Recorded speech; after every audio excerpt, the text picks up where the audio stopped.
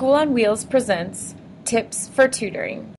When a volunteer first expresses interest in becoming a School on Wheels tutor, he or she is often concerned that they will not have the skills to help the children effectively. New volunteers often think that they need a teaching background in order to be a great tutor, but this is not the case.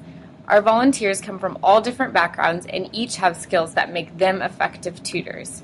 When faced with questions about the best ways to engage with students, I often find that our current volunteers are the best resources to provide tips to new and longtime tutors about the tutoring hour.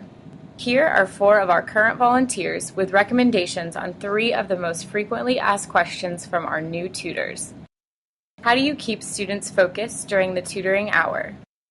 Our kids come to us after sitting in the classroom for many hours of the day, and typically they have energy that needs to be burned and released. And so I found that first you have to recognize it and then just address it. And I try to address it in little ways. I may have them stand for part of the time when we're working on an activity. I always have them walk with me when we go get an activity or a book or a game. I put something in their hands. I usually carry a mini slinky and a stress ball, and I'll put something in their hands because a lot of times they just need to have something to be doing. Stop them for a brief moment and let them know that, this is something that's very important that we have to take care of right now. Maybe do the stuff they like first and get them engaged in that, and then they're at least on a roll. Or the opposite, some of them like to get out of the way the homework that they're dreading so that they can do it with someone while we're there and then maybe do the stuff they enjoy later. If I have a kid who has lots of energy, I try to set little goals like, okay, if we can concentrate for 10 minutes, we're going to go do this. We're going to get a really great book, or we're going to play a game. How do you motivate students to complete their homework? I think it's important to let them talk a little bit. Some of them haven't had a chance to decompress after school. Ask them pretty much how did things go at school today, and pretty much whatever answer they give me, I try to put a little humor to that. Littler ones, the stickers and the award at the end, certainly work on that.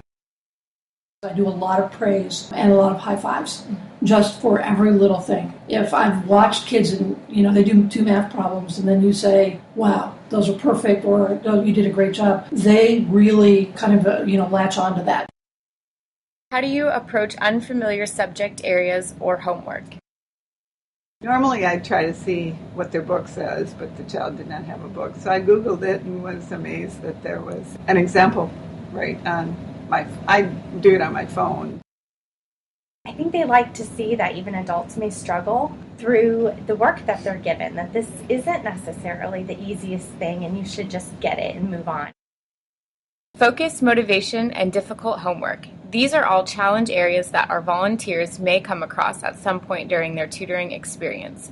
Thank you to all of our volunteers for providing us with these awesome tips on how to make the most of the tutoring hour. Let's help our kids succeed.